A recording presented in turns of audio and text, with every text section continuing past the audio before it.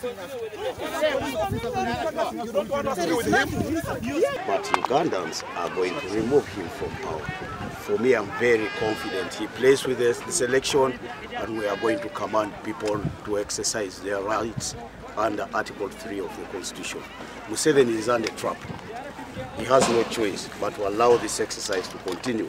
He chose that we should go into this. He had an option of declaring a state of emergency. Indeed, we urged him to declare a state of emergency and postpone elections.